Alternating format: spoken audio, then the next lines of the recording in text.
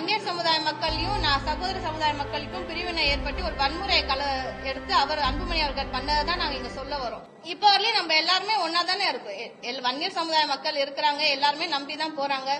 ராமதாஸ் ஐயா இருக்காங்களா, அவங்களே இந்த நிலைமைக்கு கொண்டு வந்துட்டாங்க. இதெல்லாம் நான் எதுவுமே சொல்ல, அவரே சொல்றாரு என் பையனை நம்பாதீங்க. நாங்க இத்தனை வருஷமா சொல்லிட்டு இருந்தோம், அவர் போய் சொல்றாரு, அவர் ஏமாத்துறாரு, என் தந்தையை கொண்டாரு அப்படின்னு சொல்லிட்டு இருந்தோம். ஆனா அவர் தந்தையே சொல்றாரு இந்த மாதிரி அன்புமணி அவர்கள் நம்பாதீங்க, அவரு ஓட்டு விக்கிறாரு, இந்த மாதிரி மக்களை கொண்டு போய் விக்கிறாரு அப்படின்னு சொல்லி அவரே சொல்றாரு. இதுல எப்படி இவங்களை நம்ப முடியும்? நான் இந்த ஒரு விஷயம் தான் அவங்களை கேட்கறது. நான் ஏன்னா சொல்லுங்க, புரியுங்க. 10.5 இடஒதுக்கீடு யாரு நாங்க எந்த கட்சி தருதோ அந்த கட்சிக்கு நாங்க ஆதரவா இருக்கோம் தான் ஆரம்பத்திலேயே நாங்க சொல்லிட்டு இருக்கோம். ஆரம்பிச்சதோட அடிப்படை கொள்கையே பாத்தீங்கன்னா எங்களுக்கு ஜாதி வாரி கணக்கெடுப்பு எடுக்கணும்.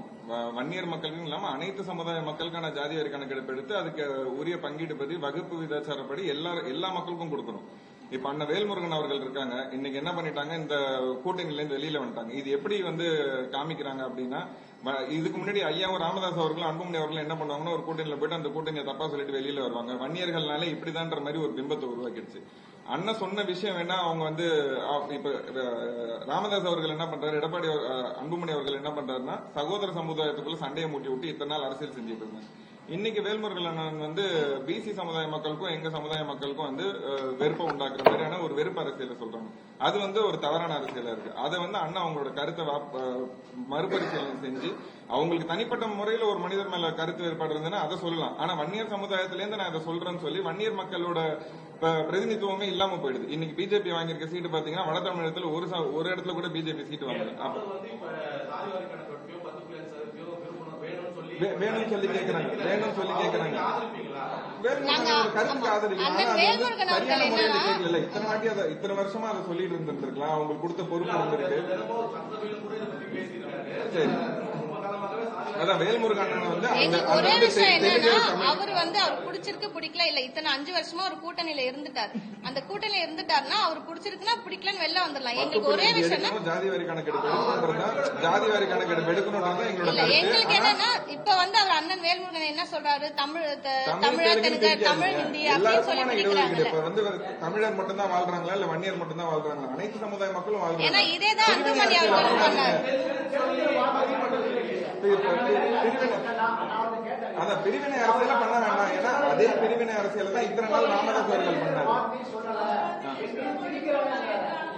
அதுதான் நாங்களும் சொல்றோம். அந்த ஒரு விஷயம் தான் வருத்தமே தவிர மத்தபடி அன்புமணி அவர்களை தான் சொல்றோம் நாங்க. அவரும் இதே தான் பண்ணாரு. இப்ப நாங்க பார்த்ததுல அப்படி இருந்து பயன்படுத்தணும். மன்னிக்கணும். நான் என்ன சொல்றேன், எந்த பிரிவினை அரசியலும் பண்ணக்கூடாது. எல்லாரும் ஒத்துமையா இருக்கணும். ஜாதி வாரி கணக்கெடுப்பு எடுத்து அனைத்து மக்களுக்கான பிரதிநிதித்துவம். இப்ப அன்புமணி அவர்கள் அதை பண்ணாரு. அதேதான் இத்தனை ஆண்டு காலமா பண்ணி வன்னியர் சமுதாய மக்களையும் சகோதர சமுதாய மக்களுக்கும் பிரிவினை ஏற்பட்டு ஒரு வன்முறை எடுத்து அவர் அன்புமணி அவர்கள் பண்ணதான் நாங்க இங்க சொல்ல வரோம். அவரே இந்த மாதிரி பண்ணாரு. இப்ப நான் என்ன கேக்குறேன்னா, இப்ப கட்சி அன்புமணி கையில வந்துருச்சு. இப்ப அவர் அந்த இடஒதுக்கீடு, அதாவது வன்னியர் அறக்கட்டளைய இலவசமா குடுக்கலாம்ல. ஏன் 3 லட்சம் டொனேஷன் வாங்குறாங்க? கட்சி தான் அவர் கையில வந்துருச்சு இல்ல, இப்ப குடுக்கலாம்ல. டொனேஷன் வாங்காம சீட்டு குடுக்கலாம். ஏன் இன்னும் அதை பண்ணிருக்காங்க? 25 தியாகிகள் குடும்பத்துக்கு தான் ஃபர்ஸ்ட் என்ன பண்ணாங்க? அந்த குடும்பத்துக்கு இத்தனை வருஷமா ராஜ்யசபா இப்ப எம்பி சீட்டு கிடைச்சிச்சுல அவருக்கு. அந்த குடும்பத்துல ஒருத்தங்களுக்கு நீங்க ராஜ்யசபா சீட்டு கொடுங்கன்னு தானே நான் இத்தனை வருஷமா நான் அதை தான் கேட்டுட்டு இருக்கேன். நீங்க அதை பண்ண மாட்டீங்க. அந்த குடும்பத்துக்கும் எந்த நல்லதும் செய்யல. நீங்க செய்யாதான் நான் சொல்றேன். நீங்க இன்னமும் இந்த மக்களை பின்தங்கிய நிலைக்கு கொண்டு போயிட்டு இருக்கீங்க.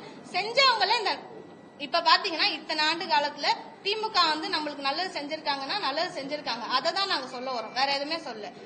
நாங்க கோரிக்கை வச்சோம் ஐயா ஸ்டாலின் அவர்கள்ட்ட, இந்த மாதிரி மணிமண்டபம் கட்டி தரணும் அப்படின்னு சொல்லி கோரிக்கை வச்சோம். அதை நிறைவேற்றினார் அவரு. அதுக்காக அவர்கிட்ட போய் நன்றி சொல்லிட்டு நாங்க வந்தோம்.